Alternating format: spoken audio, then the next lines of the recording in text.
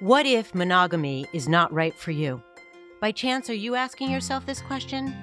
Welcome, GynoCurious listeners. I am Dr. Amy Novak. We are here to investigate what it means to be a healer and to be healed. Jessica Fern is here to help us explore the world of relationships and non-monogamy. Jess is a psychotherapist, coach, and certified clinical trauma professional. She's the author of Polysecure, Attachment, Trauma, and Non-Monogamy, the Polysecure Workbook, and Polywise, a deeper dive into navigating open relationships. In her international private practice, Jess works with individuals, couples, and people in multiple partner relationships who no longer want to be limited by their reactive patterns, cultural conditioning, insecure attachment styles, and past traumas, helping them to embody new possibilities in life and love. Welcome, Jess. Thank you so much for joining me on GynoCurious. Yeah, thank you, Amy. I loved your opening question, too. I think that's where we're at. We're asking ourselves, everyone out there, to ask these questions about relationship and love and life. And so here we go.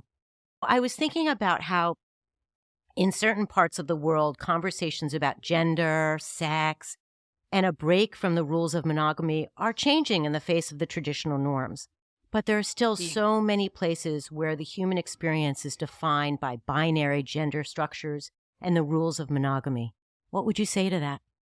I would say absolutely to both. Yeah. I think we're really in this expansive moment where gender, sexual orientation, relationship structure like monogamy or non-monogamy are really expanded. And there's a spectrum instead of that binary that you're talking about. And there's a lot more options than there were previously. Literally on apps, you have drop-down menus of many selections for how you identify your sexuality or your gender or your relationship orientation. And of course, there's many places on the planet that none of this is okay. It's still illegal Yeah. in certain countries, right? To not be straight, basically, right? Mm-hmm. Among many things. So yes, we have both. Yeah. How often are folks coming into your office thinking they're going to talk about just the nature of their heterosexual relationship, but truly what they're hoping to explore is a change in the way they define themselves sexually, gender, monogamy, all those things?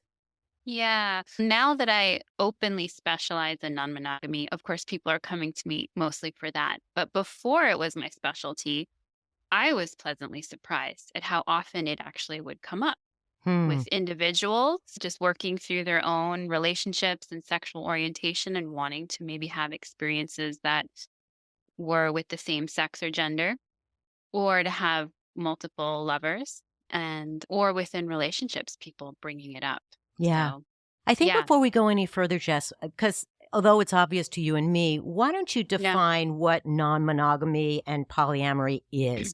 Because these are not always clear to folks. Exactly. So people use the term consensual non-monogamy or ethical non-monogamy as an umbrella term for all the many different ways that people practice or identify as having more than one lover or romantic partner. So romance or sexuality, falling in love with multiple people or having multiple sexual partners. And that key of ethical and consensual is this isn't cheating. Everyone involved knows that this is the relationship structure, that there are multiple partners to some degree.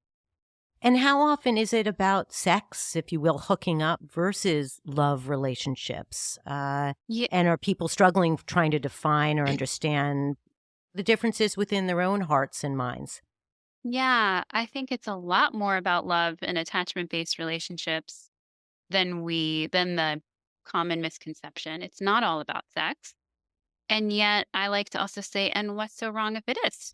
Right? What's wrong with wanting more than one sexual partner, right? And yet many people are really practicing or identify as polyamorous, where they have multiple partnerships. I was thinking about what that might feel like. And I am not in a polyamorous relationship. My partner and I are in a pretty traditional setup, if you will. And I wondered about jealousy. So jealousy isn't such an interesting emotion that is not exclusive to humans. It's seen in other primates. That's it's right. seen in large cats. there's even science to suggest there are crustaceans. I was looking this up where Crustaceans. yeah, it's I fascinating. hadn't heard that one. Yeah. So what happens with jealousy, which is a completely, if you will, normal human experience? But can you talk about jealousy? And then I also want to get back to attachment. It's a word you use, and I think we need to discuss that. So jealousy, what does that look like in these relationships? I see two things, right? One is that, well, to level the playing field, of course, there's jealousy. Right? I think the difference is people that are non-monogamous are more willing to face jealousy, to realize that it's a messenger, to see internally what's triggering jealousy within me that needs to be addressed or healed, or what in the relationship is this exposing that needs to be addressed or healed. So people are utilizing the jealousy as an opportunity, even if it feels really hard. Yeah. Right? But the larger society or cultures we often live in, it's like we're afraid of jealousy. And there's like legitimate reasons for that. Like legally, there's like legal things where you could be considered. I think the sentencing that you get if you kill your spouse out of jealousy is less than if you were to plan killing them. Right? Whoa, I didn't know this. So there's legal implications that say, yes, jealousy is dangerous and even an acceptable way of being temporarily insane. Of course, we don't want this. Wow, does that harp back to years and years and centuries of the patriarchy? But we'll go there another point. Exactly. So I think overall, non-monogamous people, it's not that they don't have jealousy, they're just using it as a catalyst for something. But then I do see people that, to me, I'm not necessarily wired to not be jealous, but I see people who almost, it's like as if they're wired to be less jealous. They're genuinely erotically excited or emotionally excited by their partner being with someone else, and they seem to experience a lot less jealousy. So I see both. So let me make sure I'm clear about that. So folks who enter these non-monogamous relationships, they aren't necessarily folks who don't experience jealousy. Yes. They can be like those they can and they cannot, so to speak. Right. Okay. Right. Interesting. Because I also wonder about the logistics of it. Yeah. How folks in these non-monogamous relationships literally spend their times. Are they all living together? And I'm asking you questions that I know the answers to, but I think there are listeners out there who are wondering, how do we do this? Yeah, how do they do exactly? And that really depends on your style, the type of monogamy. So someone might, let's say, identify as solo polyamorous, and they really live by themselves. They consider themselves their own primary partner. And then they might have a few different partners that they see on specific nights a week, that there's a standing date night with certain people. Mm-hmm. And then there might be people they see occasionally, let's say when we're coming through town or we're at the same event each year, something like that. But usually there's a lot of logistics and negotiation around which days a week do people get. Right? Or let's say you have what, kind of is the archetype of opening up is a married couple or a primary couple that then has that lives together, and then they have relationships outside of the house. So they might go have certain date nights with those other people, certain nights a week. And sometimes it's more separate. It's called parallel polyamory. And sometimes it's more kitchen table polyamory, where people can be at the same house together. You can have a date night and sleep in the room with your partner, and your other partner is downstairs in their bedroom. Some people live together in triads or quads or what's called a polycule. So the point is that everyone does this differently, and it sort of is like create your own adventure. Well, I like that. I'm fascinated by all the language that surrounds this way of life. And I love words, so I think it's great. But what you're describing is really just the capacity to find love and partners in whatever way that works for you. And it's so refreshing, because certainly the dyad of the historic heterosexual couple is not appealing to everybody, as we well know, but it has been thrust down people's throats, so to speak. Yeah, it doesn't work for everyone. Statistically, we know it doesn't work very well. Yeah. Whether that's divorce rates or cheating rates. Interesting. Either one of those tells us that, this model of the monogamous couple and even the nuclear family, it's not actually a model of success. Yet, I want readers to hear that, of course, exclusive relationships can work. Of course. I think exclusive relationships are wonderful as well, but want people to be making that choice instead of the default to what society said I'm supposed to do. Yeah.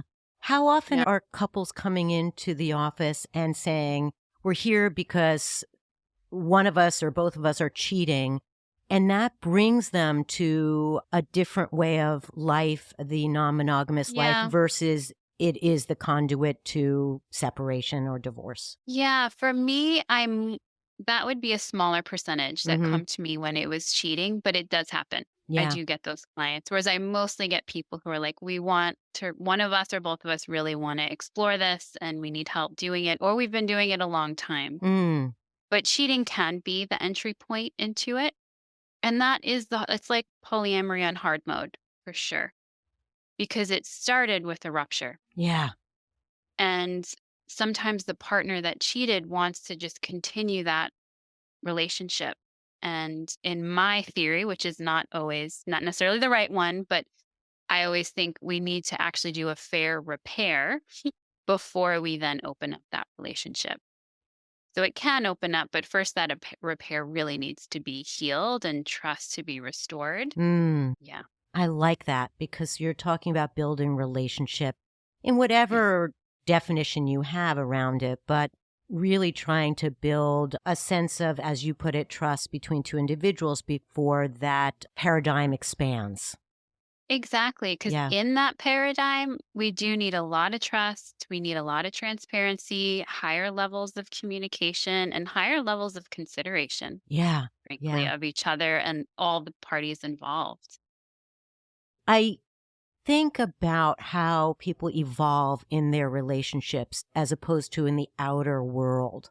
And there's something about this non monogamy paradigm that it broadens what we learn in these relationships because it's not just one on one, it's one on perhaps several. Several. So the dynamics are greater and more complex, which can Yeah, lead to, I suspect, just a better understanding of oneself. absolutely. It's Yeah. like you have more eyes on you. I mean, people will say it really becomes a path to personal growth, whether you like it or not, because there is more pressure when there's more partners and more people. And we really have to, it's hard to do this if we don't know ourselves, if we don't know how to articulate our wants and our needs and our feelings. So I think about how women in the office will often talk about kind of the grooves, the deep grooves they're in with their partners. Oh, we always fight about money, or we always fight about the dog, Yeah. or the kid is the one who just breaks us apart. And year after year after year, these become just deeper grooves and deeper grooves and deeper Yeah. grooves. Do you find that folks that are in these non monogamous relationships create the same grooves with each partner? Or is it, That's a great or are they question. different grooves? You know, They can, right. I mean, there's definitely different grooves, and that can be so surprising. yeah, yeah, Right? Because different people bring out different aspects of ourselves. Like, right. to even now touch in on attachment, Please. people might find that they actually have a different attachment style with a different partner than the attachment style they have with someone else. So I'm going to interrupt you there because Yeah. attachment, we know what attachment means, but you're Yeah. talking about something a little bit deeper than just a relationship, so to speak. Can you explain that to our listeners, what you mean?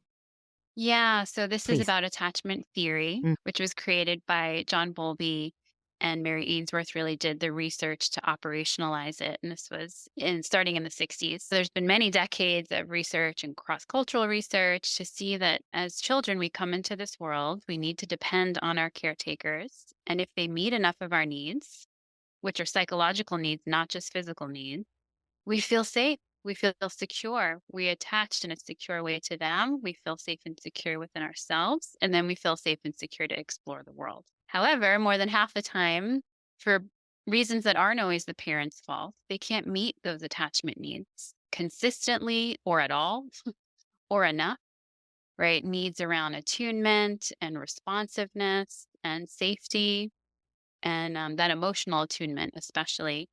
And so then we can have an insecure attachment, which tends to go three ways. We either become more withdrawn and shut our attachment needs down and become more independent and like an island or a lone wolf, or I don't have many needs, right?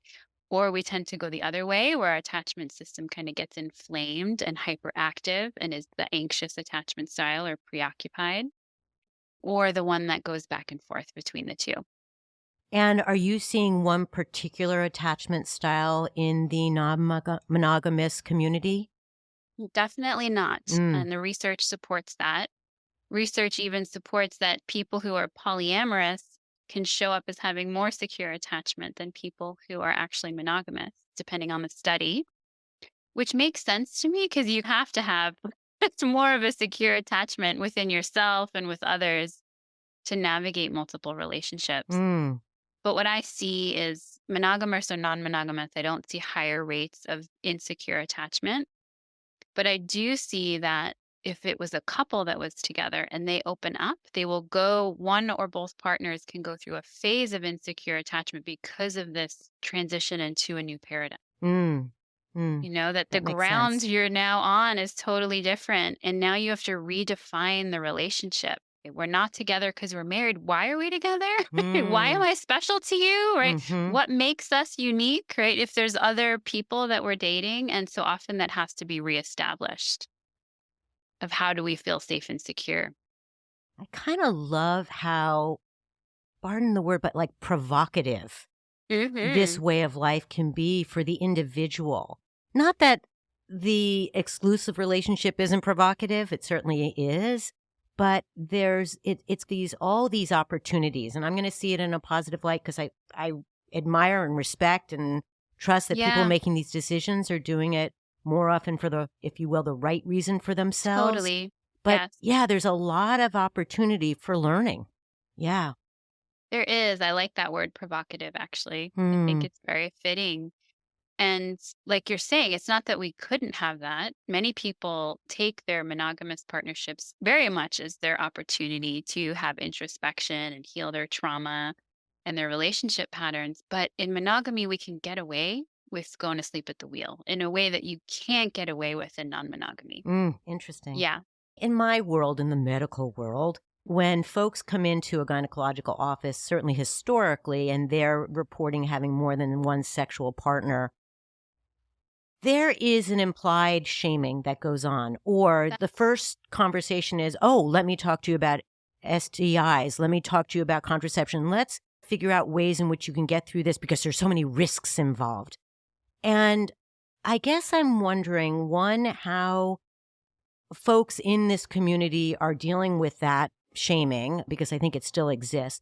And yeah. two, in your world, in the world of psychotherapy, you obviously have specialized in this. But how Yeah. often are your colleagues also not informed about this way of life? And Oh, there tends to be a shaming that goes on, or certainly a lack of understanding. yeah. I still hear it. I was hearing it 10 years ago when I started with this specialty that people would come to me saying, I loved my therapist. They were great. But then once I said I wanted to be non monogamous, the relationship with them dissolved, or they didn't know enough. So then I had to start educating them. And that role switched, or the client is having to become teacher. Yeah. But I still hear it that people, their therapists that maybe they really appreciated, once I said they were open or wanted to open, they were shamed, they were pathologized, they were really told not to do it. It Yeah. still exists. Yeah. Yeah, Yeah. absolutely. And it does still exist. I think I remember myself going to a gynecological visit and revealing that I was polyamorous. And it was sort of like, it wasn't until that moment that I was like, oh, I feel like a slut. Like, how is this? I didn't Mm-hmm. feel like that before, actually. I felt like a really liberated woman sexually and emotionally, who had this amazing capacity to love more than one person. And now I'm sitting in this office, and this doctor who's supposed to help me, I feel really ashamed of what's happening in my life and also not helped because a lot of you might have more insight than I do, but I know a lot of the protocols around what STIs you would test for and how frequently are based on monogamous relationships, Heterosexual relationships. heterosexual That's and right. monogamous, right? That's So right. non-monogamous people come in and we want certain tests and we can't get access to them. Yeah. Yeah. Yeah. I mean, just going back to language, I can't tell you how many of my peers, when I try to have this conversation with them around non-monogamy, they really don't know what I'm talking about. And it's sometimes it's not for a lack of interest or wanting to Yeah. know, and sometimes it is that they are just very much stuck in the heteronormative monogamous culture that they were Yeah. raised in, both medically Exactly. and personally. Well, thank you Exactly. for sharing with us why you might have gone into this specialty. Yes. I appreciate that. And what you're speaking to is what happens in the office is the Madonna whore dichotomy. It's still there. Yeah, it's Yeah. still very present. And particularly for vulva havers, I wonder whether penis havers coming into an office talking about non monogamous relationships are treated differently than vulva havers when they walk into a medical environment. What do you think? Or That's into a a great psychotherapy environment. Yeah, right. Yeah. I don't know about the medical environments. I mean, I might ask my clients or partners what happens to them. I think initially it's sort of like an, oh, of course a man is doing this. It's Yes. assumed, right? Because we Yes. have the narrative that men are more sexual than women. Of That's right. course, they would want non monogamy. That's not always true, for one. There's many men that don't want non monogamy Hmm. or aren't necessarily more sexual than women. But I think there's an assumption of, oh, of course, it's more quote unquote natural for men to want this. Yeah. Yeah. And then if a woman wants this, she's sexually deviant in some way. Yeah. Yeah. It still astonishes me that we're Yeah. in that place still. And yet, I don't know why I say that, because when I look around the world and look around even our country and what's going on in states and the world of politics, we're not moving forward. We're moving backwards in many, many Right. ways. So, yeah. I guess I want to talk a little bit about you. You know, when someone comes into your office, they're coming for a variety of reasons, I'm sure. Mhm. And on your website, you talk about all these different approaches towards helping folks. And I want to speak a little bit about the narrative therapy that you do, because part Yeah. of what GynoCurious does is use stories to help people, Mm. one, feel like they're not alone, and two, to people like stories, and we Yeah. listen better when we're telling a story. So talk to us about what is narrative therapy and how do you interface that with the work that you do, please? Yeah. So narrative therapy was developed by Michael White in the 1980s, I think.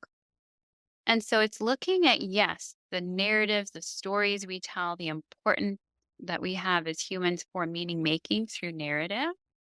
Right, but also the power of those stories, even if they're Mm. one-liners, right? Like the internalized beliefs and narratives that we have about Give ourselves. me a one-liner. What do you mean? I'm broken. Ah, I can't have what I want, whatever it might, something like that, yeah, right? yeah. There's something wrong with me. I'm too much. I'm not Mm. enough. Mm. It's not okay to have needs. So these internalized beliefs that people have, and we tend, and these aren't personal though. They've become personal, but we see these are internalized from the society and the cultures that we're in. So narrative therapy does this great job of looking at larger discourses and how they show up in the therapy room with families and couples and individuals, that often what we think of as individual problems are actually cultural and societal issues, Mm. right? So a couple coming in, I'm going to be what, no matter their orientation, no matter their gender identification, I'm going to be dealing with gender discourse at a larger level. I'm going to be dealing with certain gender roles and how that creates expectations of what each partner is supposed to behave like to the Mm. other one. Yeah. So narrative is really kind of exposing all of that. And I love it. Yeah, no, it's we have such strong stories in our own heads, and then of course the Yep. stories that surround us. It's just like a vortex. And so Exactly. I love the idea of walking into a room and being able to just one speak about those stories and Yeah. then either blowing them apart or weaving them in a way Yeah. that helps incorporate or move through. Yeah. Yeah, and I'm glad you pinpointed this because this was my life raft when I had clients coming to me wanting to explore non-monogamy, and professionally that was not something there was no training at that point in Mm. what to do with non-monogamous partnerships or individuals. And so it was my training in narrative therapy that I went, oh, okay. Monogamy is just another discourse. It's just another social construct. Let's deconstruct it. Mm, And let's help people identify what's your actually preferred reality, what's your preferred identity that you want to be more aligned with and living with. yeah. So it's really that foundation in narrative therapy that helped me take off and support people in a certain direction. And then it was more the attachment lens that came after because I realized that's what's happening. Is a Mm, lot of people need attachment support as well. yeah. So Yeah. if someone out there is thinking about either breaking out of I guess, the heteronormative paradigm that they're in or the monogamous relationship they're in, but doesn't know how to move into a new paradigm, what would you Yeah. say to them? What would be psychologically, if you will, pardon me, the word, the safest approach for them to explore that? Because it could be Yeah, such a vulnerable place. it is. And so first it's just knowing you're not the only one, I think Mm, is important. There yeah. are others and many others. Even in minorities, there's millions of others that Mm, are, have similar desires or expressions that you are feeling within you. And to really start immersing yourself in the culture through things like fiction on that topic, right? Or nonfiction, podcasts, television shows, becoming more familiar with that culture, yeah. I Yeah. think is a really nice way to think of it. Get into the narratives and discourses of that world will help support being in that paradigm or transitioning to that paradigm. Thank you. That's so helpful. And I'm so grateful to hear you mention all these different vehicles in which people can tap into it, in a way, in the comfort of their own home where they can explore it Exactly. safely and I guess I'll say objectively. I'm going to learn Yeah, about this and I'm going to sit with it and see how I feel. And like any exploration, there's going to be bumps along the way.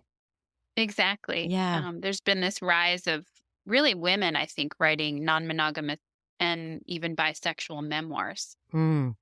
around their sexual orientation and around exploring non-monogamy. And I think that's a great way. Read these real life stories, but they're written so well and they're also so personal. You really get this insider view of the ups and downs of this. Yeah. It's so true that no matter what we're talking about in our lives, that we often feel alone and Yeah. that we're otherizing. Oh, what they're doing is wrong. I'm going to make judgment about it and I'm right. And, Yeah. what we're talking about is figuring a way in our minds and our heart and our life experience of one, knowing that we're not alone often in our explorations, and two, that the others are feeling somewhat the same thing and that they're trying to Yeah. explore things as well. And that creating this arrangement where it's us versus them is just not helpful. And Exactly. it just narrows things. It doesn't expand one's life. Yes, absolutely. Yeah. I think too, there's often, if people aren't living in New York City, right, or Yeah. LA or the Bay Yeah. Area, they Yeah. Yeah. think, oh, I'm not going to find anyone. And I want people to know, like, There there's people practicing non-monogamy in small towns, rural places, urban places. Of course, it's easier, absolutely, in a big city, but it's everywhere. Yeah. Thank you for saying that. Yeah. One of the things I want you to touch on a little bit is the ethnospsychology of this kind of experience. Pardon me, let me articulate that better. So, Mhm. what we carry with us from our genetics and from our families impacts every aspect of our being, doesn't it? Yeah, yeah. And how does it weave itself into, or doesn't it, into the world of non monogamy and relationships?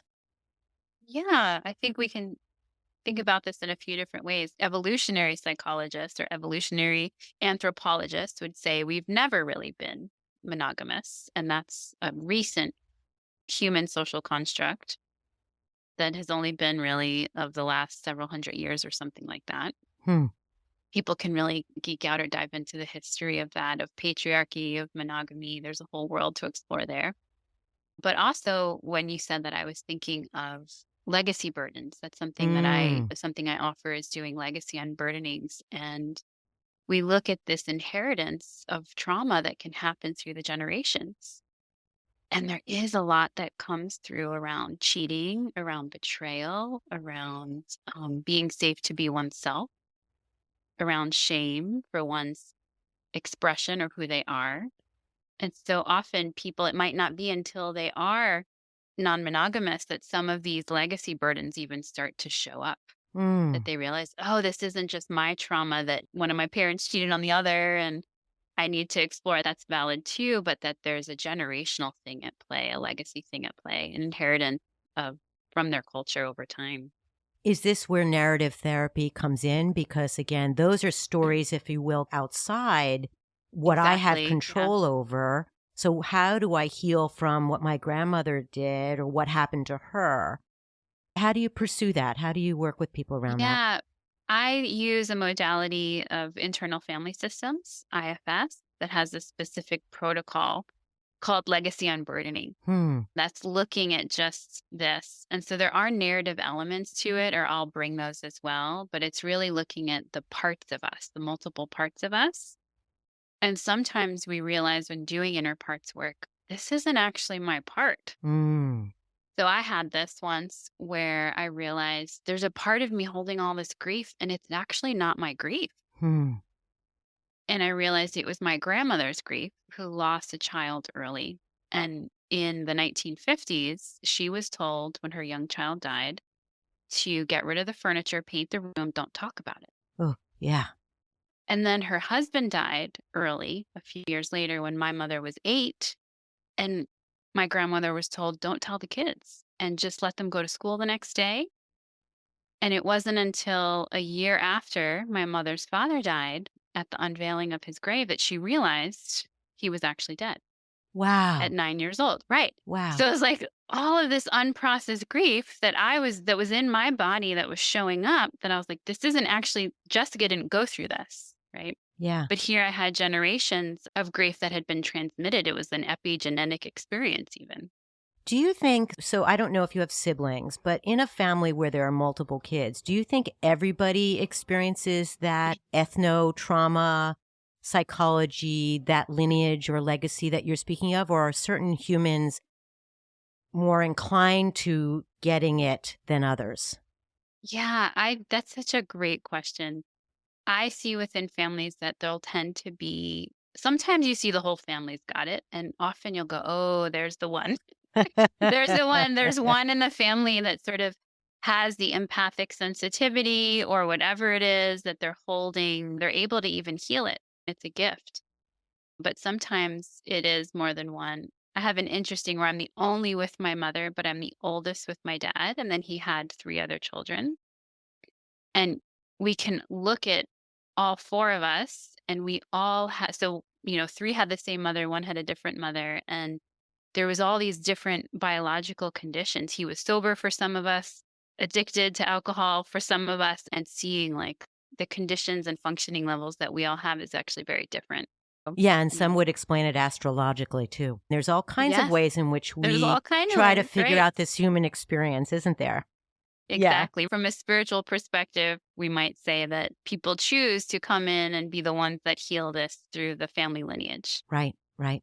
Yeah. So we're coming to a close, and I want to ask, what would you say to our listeners that might best permit them, allow them, Yeah. say it's okay to explore what's within your heart, what's within your vagina, whatever, that what parting words would you give to those who are listening about Yeah. these choices?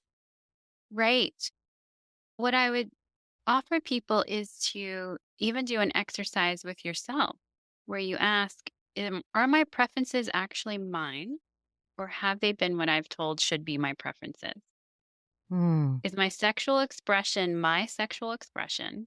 Is my gender identity? Or is it what I've been told and what I've inherited and what I've understandably wanted to fit in? Right. And if you could define it or create it yourself, what would that even look like? Hmm. Hmm. Yeah. So often we don't spend moments just asking ourselves, what do we want? Right. What do I Yeah. actually want? Yeah. And what do I fantasize? And fantasize doesn't mean you're going to go out and get it. It's fantasy is different than desire. So maybe that question too. What are my fantasies that maybe Mm. never happen? And Hmm. which are my desires where if they could happen, I would want it to happen? So this leads me to my last question. I like to ask all my guests, what gives them pleasure?